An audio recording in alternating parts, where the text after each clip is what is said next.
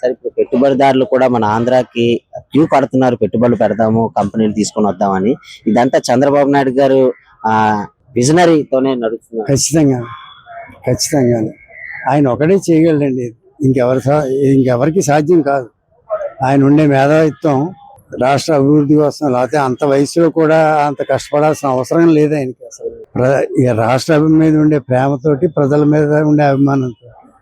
నారా లోకేష్ గారి పనితీరు ఎట్లా ఉంది? తండ్రికి తగ్గ తనయుడిలా కాదు. లోకేష్ గారు ఆయన బాగా రాటు తేలుతున్నారు. ఖచ్చితంగా ఆయన భవిష్యత్తులో మంచి నాయకుడు అవుతాడు. ఆ తండ్రి స్థాయిలో ఉన్న చంద్రబాబు నాయుడిని జగన్మోహన్ రెడ్డి మహా అయితే 3 ఏళ్ళు బతుకుతాడు, మా విఘన్ అంటే గుండ్లు పట్టుకుంటాడు, హార్ట్ అటాక్ వస్తుంది, ఇలాంటి ఒక పెద్ద తండ్రి స్థాయి ఉన్న వ్యక్తిని ఇలాంటి విమర్శించడం ఎంతవరకు కరెక్ట్ అంటారు? అది ఒక మూర్ఖత్వపు మాటలండి. ఎవరి లైఫ్ ఎవరు చెప్పగలరండి? ఈవేళ ఎలా ఉన్నాం, రేపు తెల్లారితే ఎలా ఉంటాం తెలుస్తుంది, ఇంకో గంటలో ఎలా ఉంటాం తెలుస్తుందా? ఇంత సంపాదించాం, ₹1 పట్టుకెళ్తాడు ఎవడన్నా? అందరినీ మోసం చేసి సంపాదిస్తారు. ఉపయోగం ఏంటి? ఎవ్వడికి ఉపయోగం లేదండి. 50 పైసలు పట్టుకెళ్ళడు, ఎలా వచ్చాడో అలాగే వెళ్తాడు అంతే. మరి జగన్మోహన్ రెడ్డి మళ్ళీ నేను అధికారంలోకి వస్తాను, పాదయాత్ర చేస్తాను అంటున్నాను, మళ్ళీ ప్రజలు నమ్మే అవకాశం ఉందా? ఇంపాసిబుల్ అండి. ఖచ్చితంగా 29లోనే కదా, తర్వాత కూడా అతనికి రాజకీయ భవిష్యత్తు లేదు ఆంధ్రప్రదేశ్ లో. టోటల్ అయితే కూటమి ప్రభుత్వం మీద ఒక నమ్మకం అనేది బ్రహ్మాండంగా ఎంత ప్రశాంతంగా ఉందండి. ప్రజలు ఎంత ప్రశాంతంగా బతుకుతున్నారండి. ఆ దరిద్రగొట్టు పాలనలో 5 ఏళ్ళు ఎలా ఉందండి? ఎవడెప్పుడు అరెస్ట్ చేస్తాడో తెలియదు, నోరు మాట్లాడతాను. ఇలాంటి రావడం వల్ల భవిష్యత్తులో ఏ విధంగా ఉండబోతుంది ఆంధ్రప్రదేశ్, ఎలా ఉండబోతుంది? ఆంధ్రప్రదేశ్ కంపెనీస్ రావడం వల్ల బాగుంటుందమ్మా. మెయిన్ గా చాలా కంపెనీస్ వస్తున్నాయి మనకి, చాలా యూత్ కి చాలా మనకి బాగుంటుంది. ఎందుకంటే మన మన మన ఇండియాలోంచి బయటకు వెళ్ళిపోతున్నారు, మన స్టేట్ లోంచి కూడా బయటకు వెళ్ళిపోతున్నారు. అలాంటి యూత్ అంతటి కూడా చాలా మంచిది. మనకు రానున్న సంవత్సరాల్లో వైజాగ్ చాలా డెవలప్ అవుతుంది. మనకి ఇప్పుడున్న గవర్నమెంట్ కూడా కంపెనీస్ బాగా తీసుకొస్తుంది. తర్వాత మనకి యూత్ కూడా రేపొద్దున జాబుల గురించి కూడా భయపడాల్సిన అవసరం లేదు. ఇలాంటి కంపెనీలు తేడంలోని ముందడుగుగా వెళ్తుంది, ఎలా అనిపిస్తుంది?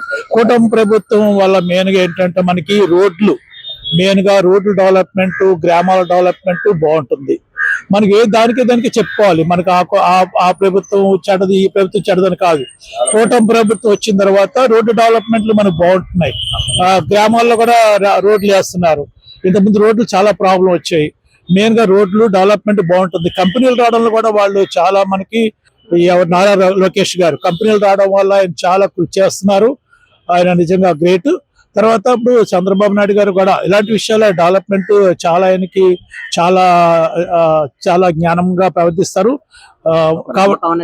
నమ్మకం అనేది ప్రజల్లో ఏర్పడింది. చంద్రబాబు నాయుడు గారు మనకి ఏదైనా ఇలాంటి డెవలప్మెంట్ విషయంలో ఆయన చాలా ముందుకు తెలివితేటలుగా, చాలా జ్ఞానంగా ముందుకెళ్తారు. రానున్న ఫ్యూచర్లోకి ఆయన ముందుగా పునాది వేసే ఆలోచనలు ఆయనకు ఉన్నాయండి. అలా ఇప్పుడు కూటమి ప్రభుత్వం వచ్చిన తర్వాత విశాఖపట్నంలోనే ప్రపంచంలోనే అతిపెద్ద డేటా సెంటర్ అనేది గూగుల్ డేటా సెంటర్ అనేది అనౌన్స్ చేశారు. శంకుస్థాపన జరిగింది, పనులు కూడా చాలా స్పీడ్ జరుగుతుంది. అలాగే కాగ్నిజెంట్, TCS ఇలాంటి సంస్థలు రావడం వల్ల మీలాంటి యూత్ కి ఎటువంటి ఉపాధి కలుగుతుంది? చాలా మంది నిరుద్యోగం మన ఆంధ్రలో ఉన్నారు, ఎలా అనిపిస్తుంది? ఫస్ట్ ఆఫ్ ఆల్ అయితే అలాంటి ప్లానింగ్ అనేది వైజాగ్ డెవలప్మెంట్ కి మెయిన్ ఉపయోగపడుతుంది. మన ఉత్తరాంధ్ర ఇంప్రూవ్ అవుతుంది, బాగా ఫస్ట్ ఆఫ్ ఆల్ ఇంప్రూవ్ అవుతుంది. First of all software IT రంగం అనేది బాగా ఇంప్రూవ్ అవుతుంది నాకు తెలిసినంత వరకు. అది ఇంప్రూవ్ అయితే ఆటోమేటిక్ గా మనకి ఇది దొరుకుతుంది, ఆ ఉద్యోగ అవకాశాలు దొరికితే చాలా ఇబ్బందులన్నీ పోతాయి. ఎందుకంటే మనం హైదరాబాద్, బెంగళూరు వెళ్ళి చేయాల్సిన అవసరం అయితే ఉండదు. అటువైపు నుంచి వస్తారు, ఎందుకంటే ఇక్కడ బీచ్ కోస్టల్ ఏరియా కాబట్టి మనకి ఇంకా ఇబ్బంది ఉండదు. అది నా ఉద్దేశం. అయితే నారా లోకేష్ గారు ఇలాంటి కంపెనీలు తీసుకొని వస్తున్నారు. ఒక విశాఖపట్నం కాకుండా మొత్తం ఆంధ్రాలోని, మొత్తం ఏపీలోని కూడా, రాయలసీమలోని కూడా రాయల్ ఎన్ఫీల్డ్ మ్యానుఫ్యాక్చరింగ్ కంపెనీ కానీ, పుట్టపర్తిలోని DRDO సంబంధించిన ఇవన్నీ చూస్తుంటే ఎలా అనిపిస్తుంది? ఏదైనా సరే విజనరీ అన్నప్పుడు మరి అలా ఉంటుందన్న, అంతే. అంటే మన ఆ ప్రభుత్వంతో కంపేర్ చేస్తే ఇది నాకు ఎప్పుడు కొంచెం బెనిఫిట్ గా ఉంటది. అది ఇప్పుడు అమరావతి కూడా రాజధానిగా ఆమోదించారు. అక్కడ అమరావతి పనులు కూడా చాలా స్పీడ్ గా జరుగుతుంది. ఎలా అనిపిస్తుంది? ఒక రాజధాని మనకి ఉందని గౌరవంగా చెప్పుకుంటున్నారు, ఎలా అనిపిస్తుంది?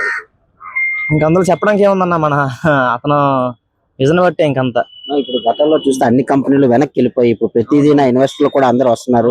ఇలాంటి పనులు చూస్తున్నప్పుడు ఏ విధమైన నమ్మకం అనేది ఏర్పడుతుంది? ఇన్వెస్టర్స్ రావాలంటే ఏం చేయాలన్నా, ఫస్ట్ ఆఫ్ ఆల్ వాళ్ళకి ల్యాండ్స్ కానీ వాళ్ళకి మనం ప్రొవైడ్ చేయాలి. ఏమన్నా సరే ఆపర్చునిటీ ప్రొవైడ్ చేస్తే వాళ్ళు వస్తారు, కానీ మనం ఏది చేయకుండా అంటే రారు కదా. వాళ్ళకి కూడా బెనిఫిట్ ఉండాలి కదా. ఫస్ట్ ఆఫ్ ఆల్ మనం బెనిఫిట్ పొందాలి, వాళ్ళు కూడా బెనిఫిట్ ఇవ్వాలి, అప్పుడే కదా బిజినెస్ అనేది జరుగుతుంది. టోటల్ గా అయితే నారా లోకేష్ గారి పనితీరు ఎట్లా ఉంది? బాగుందన్న, బాగానే చేస్తున్నారు, నచ్చింది మాకైతే. నమ్మకం అనేది ఏర్పడింది. నమ్మకం ఏర్పడింది. సార్, కూటమి ప్రభుత్వం వచ్చిన తర్వాత విశాఖపట్నంలో చూసినట్లయితే అనేక రకాల సంస్థలు వస్తున్నాయి, పెట్టుబడిదారులు వస్తున్నారు, ఆ రోడ్స్ అభివృద్ధి చెందుతున్నాయి. ఇవన్నీ చూస్తుంటే ఎలా అనిపిస్తుంది కూటమి ప్రభుత్వం వచ్చిన తర్వాత ఈ పరిశ్రమలు పెరిగాయంటే ఉపాధి అవకాశాలు బాగా పెరుగుతాయండి.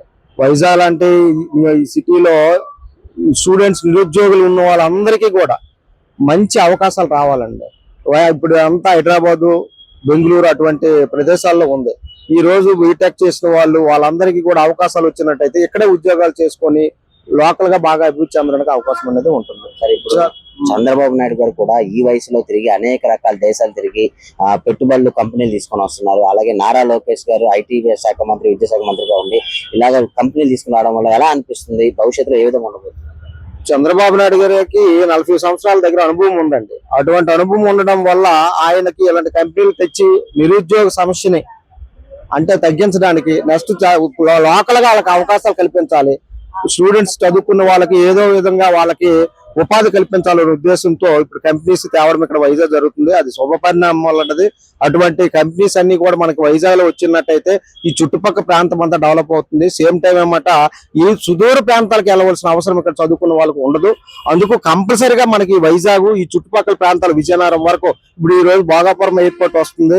అదే విధంగా శ్రీకాకుళం కూడా డెవలప్ అవుతుంది.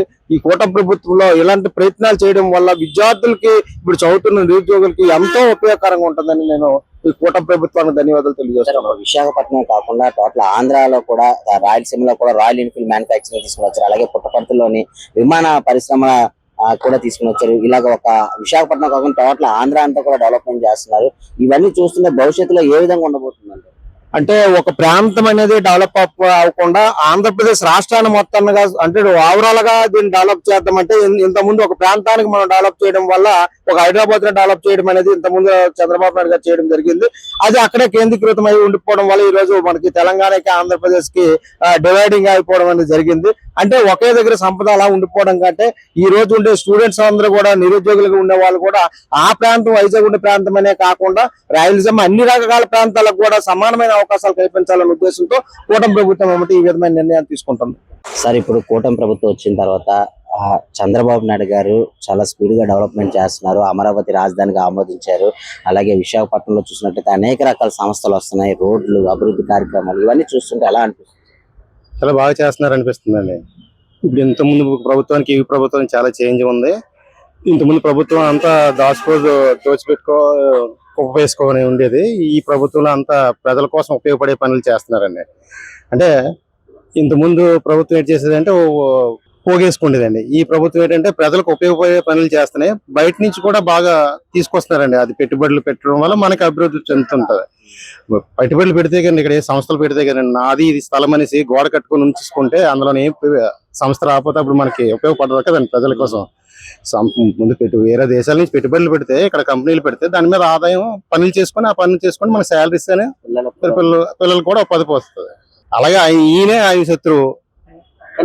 తండ్రి స్థాయిలో ఉన్న వ్యక్తిని ఇలాంటి మాట్లాడడం, తండ్రి ఈయన ఫ్రెండ్స్ కదండి, తండ్రితో సమానం అయిన అతను అలా అనకూడదు.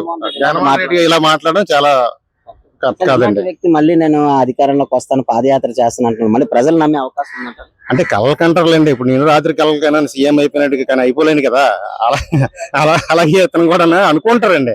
అది ప్రజలు అలాగా వ్యతిరేకిస్తూనే ఉంటారు. ఇతను రానియండి, చూద్దాం ఎలక్షన్ లో. కూటమి ప్రభుత్వం మీద ఒక నమ్మకం అనేది ఏర్పడిందంటారు 100% అండి. కూటమిలోని ఏ పార్టీ వచ్చినా సరే వీళ్ళు ముగ్గురు కలిసే ఉంటారు కదండి, విడిపోరు. ఈ పార్టీ మళ్ళీ గెలుస్తుంది.